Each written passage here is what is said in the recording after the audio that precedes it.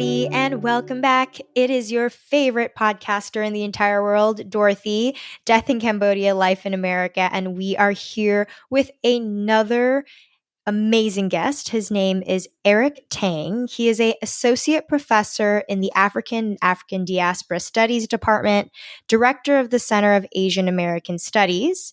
He is a former community organizer and has also published several articles on race, urban social movements, including award-winning writing on post-Katrina New Orleans. His first book, titled Unsettled, Cambodian Refugees in the New York Hyperghetto, is an account of refugee life in some of New York City's most impoverished and socially marginalized neighborhoods. He gives us insight on the broken promises that were unfulfilled as Khmer refugees poured into America post-war. Eric, it is such an honor to have you here. Welcome to the podcast. Thank you for having me. So let's take this back. How did you get interested in Cambodian refugees and their experience in the United States?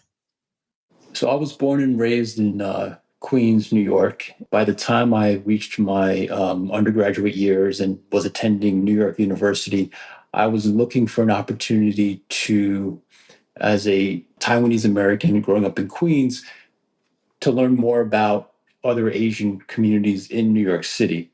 And I always had an interesting relationship to the Bronx, which was much different than Queens, because my mom worked there.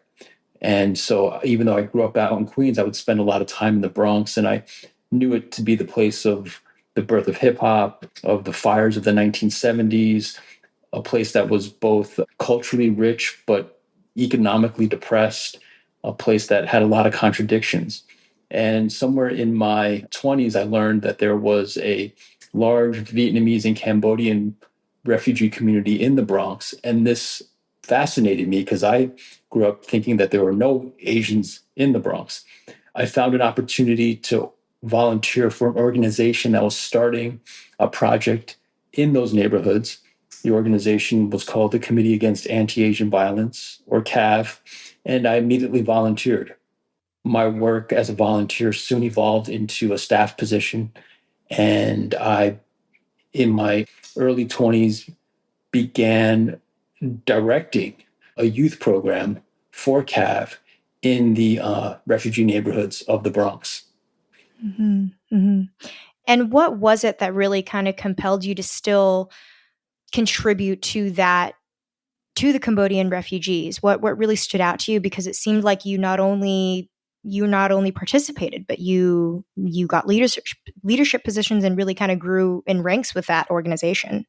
My interest in the refugee community stemmed from how little we understood about a particular kind of immigrant life that didn't conform to the American dream, that didn't tell the story of, coming here and arriving penniless and making it because of all these, opportunities that the free market provided. You had a story in which refugees were forced in many ways to flee their circumstances and arrived to a country that at once saved them, but was also responsible for their displacement.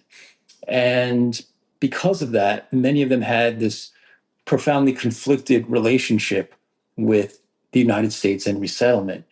And I was drawn to that story of at once being happy that you had survived a certain death, but on the other hand, conflicted about your savior. That contradiction seemed to also inscribe itself in the environment. So on the one hand, people were able to find jobs, were able to rebuild their lives, but the jobs that they often found were ones that left them in working poverty. The apartments, the homes that they lived in were some of the most rundown units that the city had to offer. And many of them also struggled to survive by surviving on welfare. And so these contradictions played out in ways that many New Yorkers, many Americans just didn't understand. And I was drawn to those contradictions and to telling this story that had largely gone untold. Hmm. Hmm. I mean, being a Taiwanese American, would you say that that was kind of the first encounter where you kind of questioned this kind of American dream that was being sold? Was that moment a moment where it really kind of shifted your mindset? Did you think of it differently previously, or had you just always been passionate about that?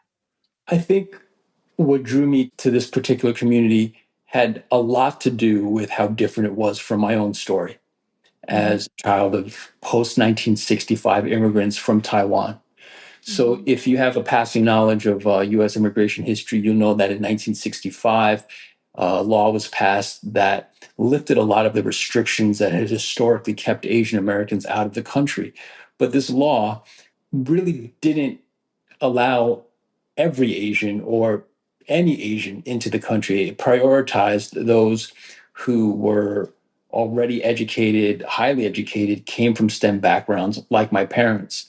And so the story of new Asian immigration was largely one of, again, success, of the American dream, of Hmm. aspiration. And there was this other story happening parallel to that post 1965 professional Asian immigrant resettlement story. And that was the story of refugees. And in Hmm. some ways, it was kind of a polar opposite, where some of the most vulnerable populations from Asia were being resettled under a completely different law. And that was the 1980 Refugee Act, preceded by the 1975 executive orders that allowed Vietnamese and Cambodian refugees and refugees from Laos to be resettled to the United States.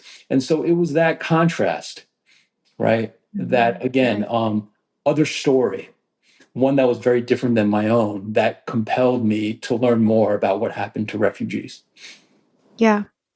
During your time volunteering and working as part of that organization, do you remember a very specific kind of jarring story or moment as you were witnessing these refugees? What was something that you just can't shake? Something that you witnessed, a story that you have been told that really gave you a full picture of who these refugees were?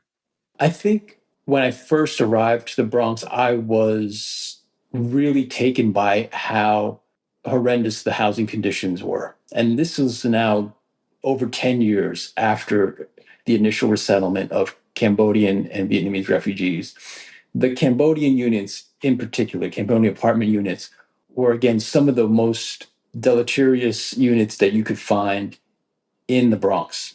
And this is saying a lot because the Bronx was known for being a place where, housing was abandoned, was left in derelict conditions.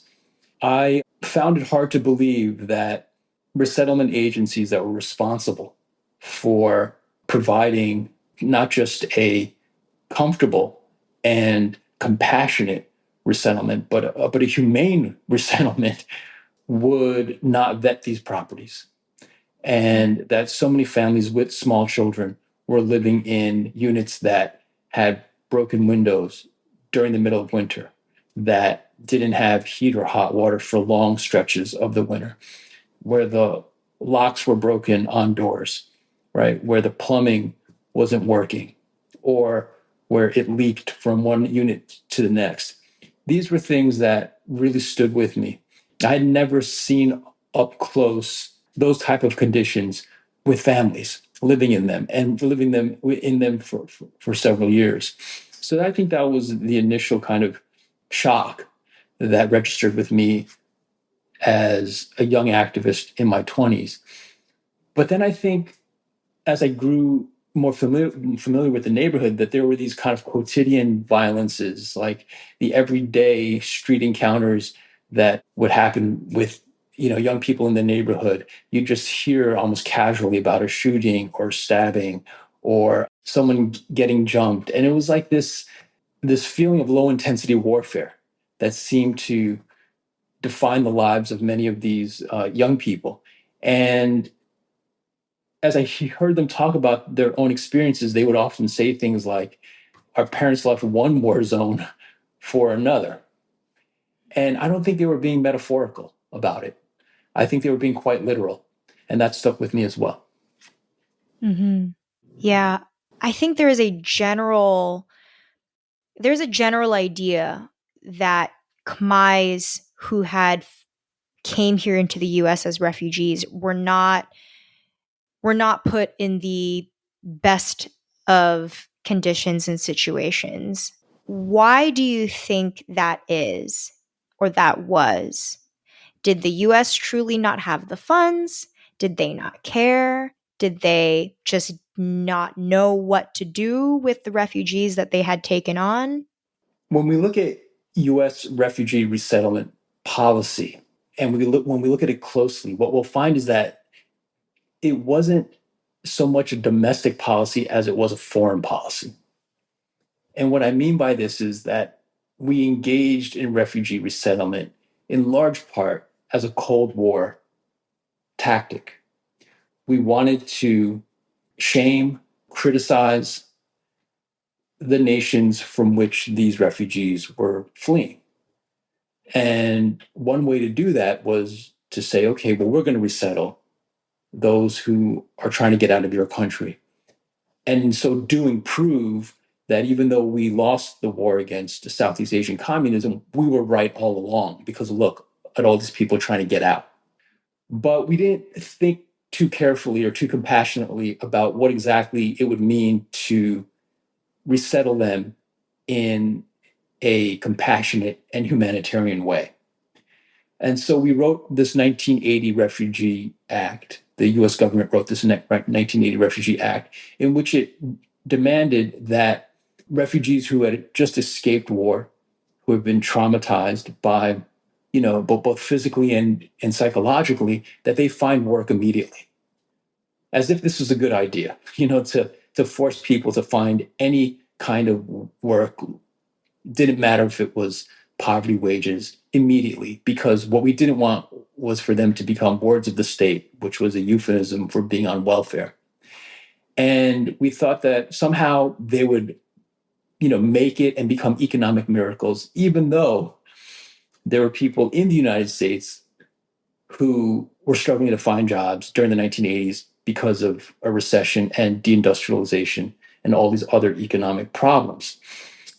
And so there was a lot of, magical thinking on the part of politicians who scripted this Refugee Act. And again, there wasn't a whole lot of thought to how exactly these refugees would survive.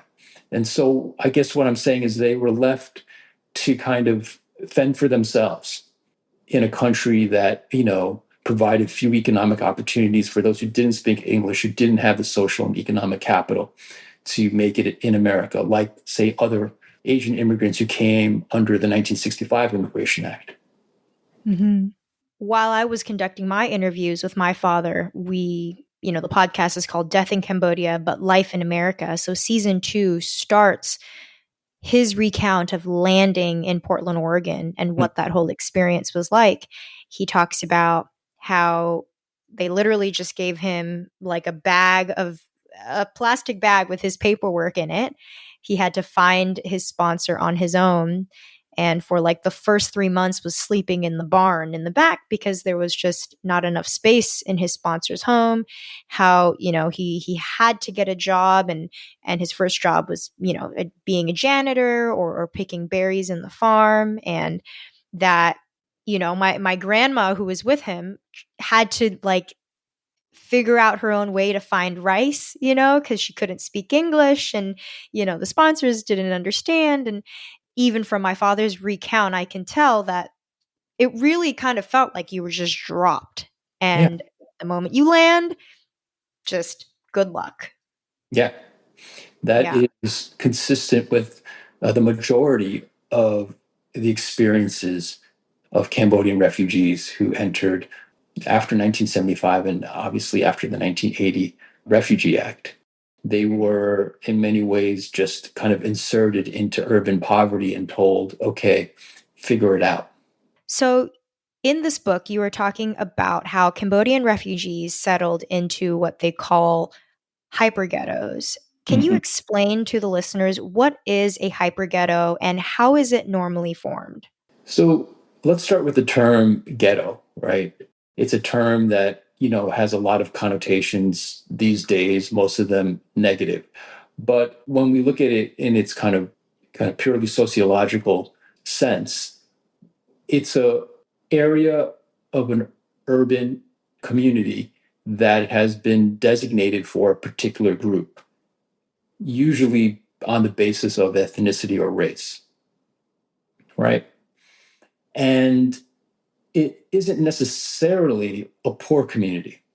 It is one that is, though, ethno-racially segregated. Okay. We might think of ghettos, say, during the era of statutory racism in the US, to be places where African Americans were relegated, right? Because they weren't welcome in other parts of the city. In some instances, it was illegal for them to live anywhere outside of the ghetto. And within that ghetto, that ethno-racial ghetto, you had different classes of African Americans. They weren't just the poor or the working class. You had people who had some advanced education, you had professionals, you had teachers. They all were kind of compelled to live in this ethno-racial ghetto, right? All of that changes during the 1960s with the passage of the Civil Rights Act, where there's more integration. You see those who, with more social, economic, and educational capital, are able to leave the ghetto and they become part of the middle class and other parts of the social economy. But what happens is these areas where there used to be ghettos, they become concentrations of high poverty because those who can't leave, right, are stuck behind.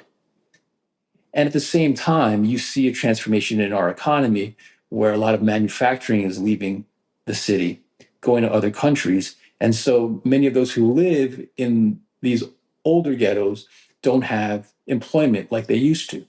And so they become sites of intense unemployed poverty. And where there's unemployed poverty, you see a rise in welfare participation, you see a rise in those who participate in the informal economy, including the drug trade. And so the ghetto becomes a site of deep unemployment, of the drug trade, of high crime from the late 1960s through the 1990s. And the term like that we colloquially use, ghetto, right, really kind of takes shape during that time. So to kind of periodize or mark that moment in which these ghettos become sites of concentrated urban poverty, of unemployment, we call those hyperghettos, right? This period after the late 1960s. Now, what we know about hyperghettos is that they are not going to be the sites of large immigrant influxes. In other words, people who are coming into the country after the 1960s from other countries are not settling into these hyperghettos. They're trying to avoid them as much as they possibly can because they're the most depressed areas of the city. Well, the lone new immigrant event to hyperghettos during the 1980s and beyond was refugee resettlement from Southeast Asia, particularly Cambodians, Laotians, and some Vietnamese. And so, what I'm writing about in this book is this almost exceptional circumstance where the lone immigrant event to hyperghettos is Southeast Asian resettlement, Southeast Asian refugee resettlement. Mm-hmm. Is that the case for people who had come to America at the time without a sponsor? Because my father had a sponsor, and I'm learning about the different ways to come here as well, or people came here. But if you were put in a hyper ghetto, did you have a sponsor, or is that different from my father's experience? You could have had a sponsor and also wound up in the hyperghetto. Okay. So sponsors are, private groups. Sometimes they're individuals who work with churches and agree to sponsor a refugee, right? But they're essentially the private partner to the government's program of resettlement, right? They're the ones who agree to provide some charitable support to refugees that are allowed in by the federal government. Now, many of them are sponsoring refugees from outside of the urban center. So, in your father's case, for instance, he was resettled to what sounds like a more rural part of the Pacific Northwest, right? Correct. But what happens is when the refugees get there, they find that there are few economic opportunities for them in these non-urban areas. Some of them are able to find work that matches their skill set, like farming, right? But for the most part, what they realize is that they can't really find steady work unless they move to the city where they can get so-called low-skilled jobs, right? Or jobs that don't require a lot of vocational training. And what they also find is that there are other co-ethnics, there are other Cambodians who live in the cities as well, right? Because, they're going to places where, for instance, they might have some integration into the Chinese ethnic economy, the Chinatowns, right? Especially if they're Khmer and they speak some Chinese, or if they're Khmer Krom, they are ethnic Chinese. And so there's this draw to the city among those who are sponsored and resettled even outside of the city. And we call that secondary migration. So these are folks who are not necessarily inserted into urban poverty by refugee resettlement agencies, but choose to go into the cities because they realize longer term they've got a better opportunity at employment. But once they get there, they realize the trade-off is they're going to have to live in neighborhoods that are economically depressed, right? Neighborhoods that other ethnic groups had abandoned after the 1960s. And so you see higher concentrations of Cambodian refugees in particular in these post-industrial areas. And many of them, again, come from other parts of the country as secondary migrants. Mm-hmm. So, how long, I don't know if we have these numbers, but how long do the refugees end up staying in the hyperghettos if they can't get out? What does that kind of process look like, or is it more so just kind of luck and extra determination to kind of get out? So that's a great question. And there's no singular answer for it. But I think what I would say as a general response is that if you are in the socioeconomic condition of the hyperghetto, then there is no, way out of it as an Asian refugee, a Southeast Asian refugee that is distinct from, say, Latinos and African Americans who are also in that condition. And I say this because we often think of Asian American immigrant trajectories to be distinct from Black and Latino ones, right? Asian Americans somehow figure out how to become entrepreneurs and make it out while their Black and Latino counterparts get stuck behind. And the reason we think of that is because we see how Asians start businesses, we see how they form Chinatowns, we see how they are just able to kind of become entrepreneurs when others can't. Well, that has a lot to do with being capitalized, meaning that they are part of ethnic economies where, a group of the immigrants who come over bring with them ethnic capital and they start businesses that then flower into Chinatowns, Koreatowns, so on and so forth. That didn't really happen with Cambodian refugees, and it happened to a limited extent with Vietnamese. Well, why? Because as refugees, they didn't have that capitalized class that came over primarily for economic opportunity. These were refugees who left because they were fleeing a war. And so you don't have that initial class to then seed an ethnic economy. And that's why you're economically stuck in the hyperghetto. And your chances of getting out are similar therefore to your Black and Latino, peers. There is some debate though about whether or not, let's say, like the The donut shop industry that many Cambodian Americans got involved in, and I know you're intimately familiar with that story, counts as an ethnic economy. I would argue that it doesn't.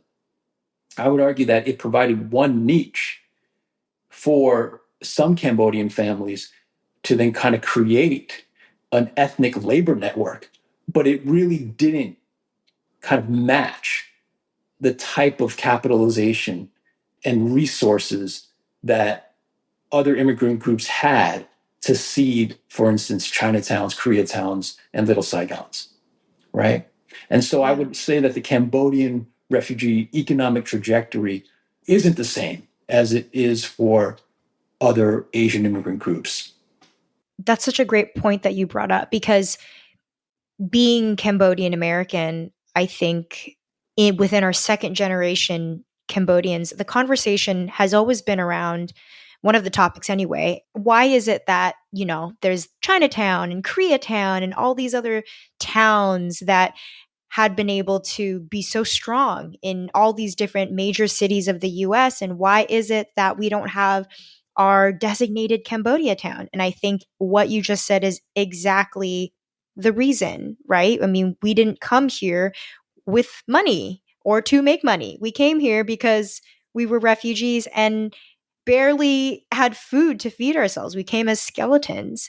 So that's a really, really great point to bring up. And I think that gives more context as to the reason why we don't have what maybe some of the other Asian communities have.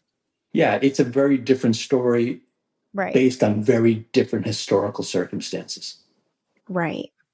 This lack of support, this tainted version of the American dream that the refugees had experienced, was that something you had slowly witnessed as you were doing your research for this book in the eyes of the Cambodian refugees? Did you see them kind of digest the truth of what was really happening here?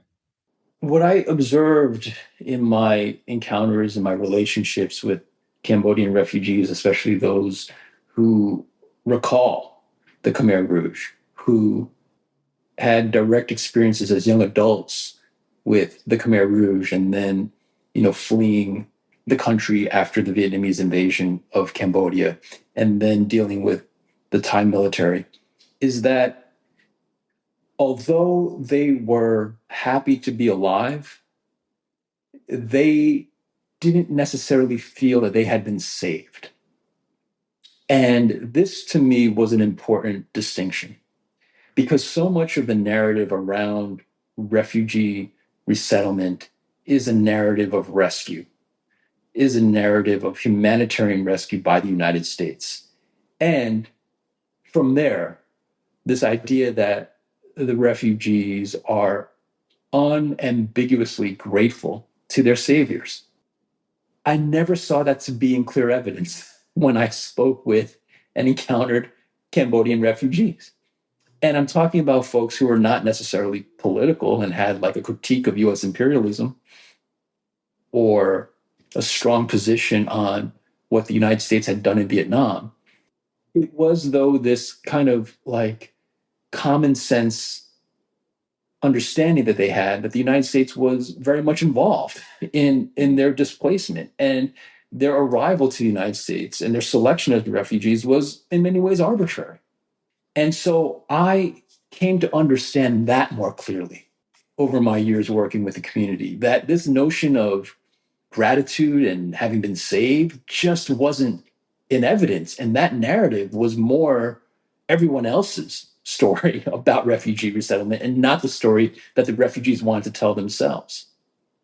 Mm-hmm. There was a profound ambivalence that I observed from those I worked with. Ambivalence not being mixed feelings, but profoundly conflicted ones.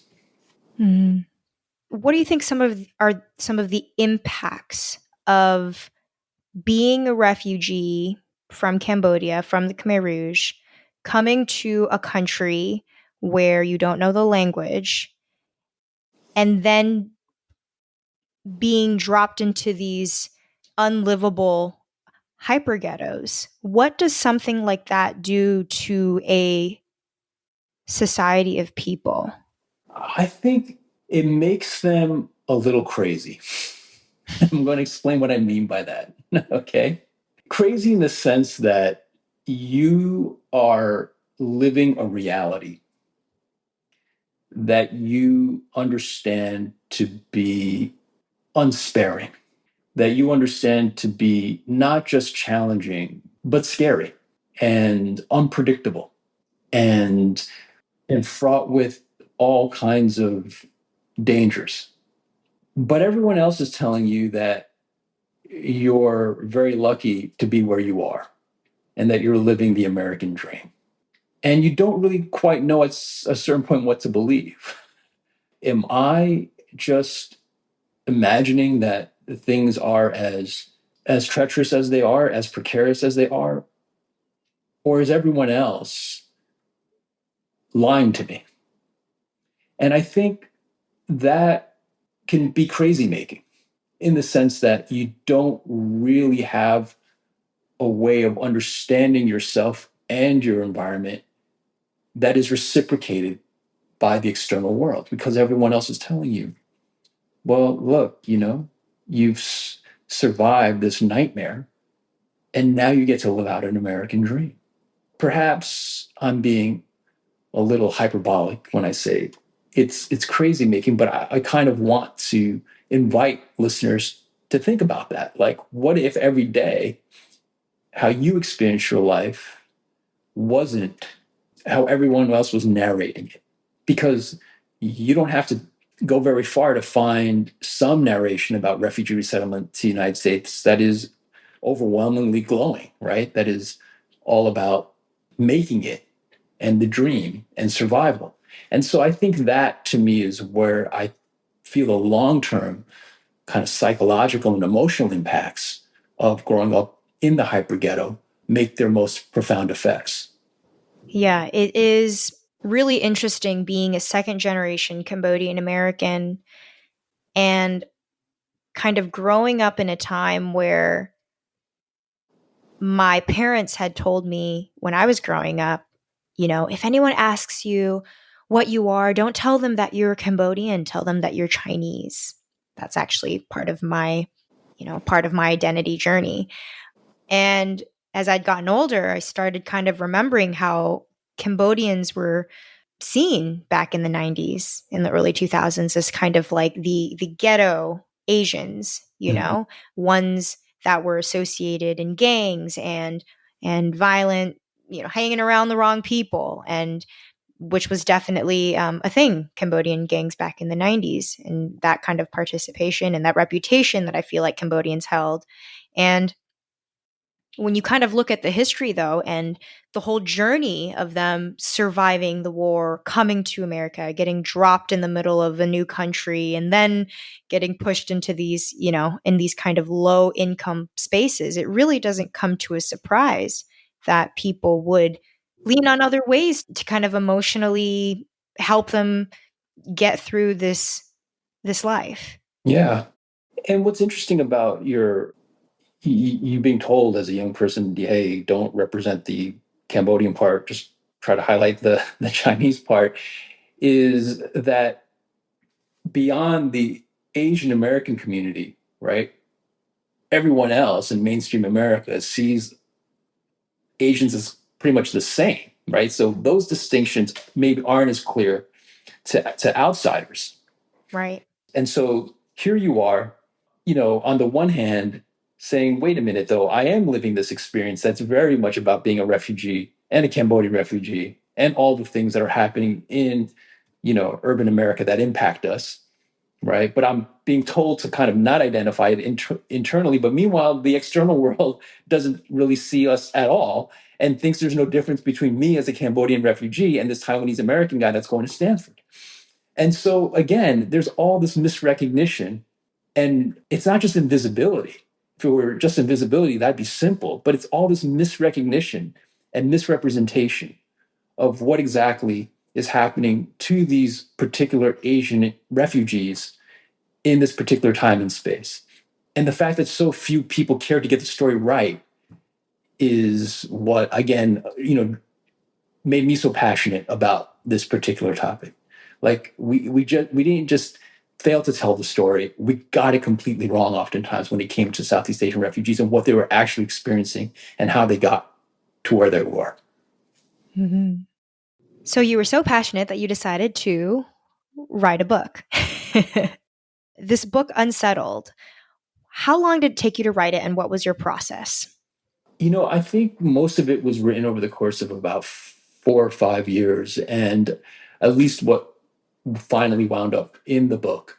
At first, I wanted to tell the story of refugees across a number of different sites and how they were, experiencing urban life in a way that was really distinct from other Asian immigrant groups that had a lot of resonance and similarity to African American and Latinos who were living in those same neighborhoods.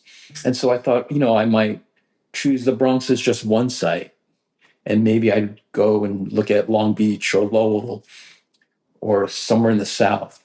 But as I began the part of the research and the storytelling around the Bronx, I sat down with a woman named Ra Pran, who I'd known from my organizing days in the Bronx. And she was just so captivating in terms of being able to kind of tell me about how her refugee exodus was continued in the Bronx. And she drew these connections in such profound ways that I realized over time that I could tell a story, the broader story I wanted to tell, through this one woman's life between roughly 1975 and 2010. And that I could hit on all the themes I wanted to hit on by doing kind of a more national story, multi city story of Cambodian Americans by just honing in on her life across different sites of the hyperghetto, housing, the sweatshop economy, the welfare state. And so over the course of my interviews with her, I realized, let me do something that's more locally or singularly focused around the Bronx and around the story of Ra Pran, this one woman. And I think it made for better storytelling by doing that, by focusing on New York City and the Bronx in particular. Hmm. When you were interviewing her, did you find that you had learned more about her life and her experience, I'm sure, prior than what you had known from the community days, right? Yeah, absolutely. I learned a lot from Ra, but more than anything, what I learned is that this story of escape and crossing and liberation, like these stories that we often attach to refugee lives, are more our fictions than their realities. And here's what I mean by that. There was a time during our interviews where I couldn't really get from her the story of how she actually got out of Cambodia and into Thailand and into the Kawi Dan camp. I was like, well, wait a minute. How did you actually break free of your Khmer Rouge captors and make it across the border? What was the moment of like of freedom and liberation? Can you describe it for me? And she would demur. She really wouldn't give me this. And after a while, I think she was trying to say to me in her own way that the question is weird or your demand for that story is kind of strange. Like, why do you need that? Because in her mind, it was not this transfigurative moment. It was a very slow and wearisome process to liberation.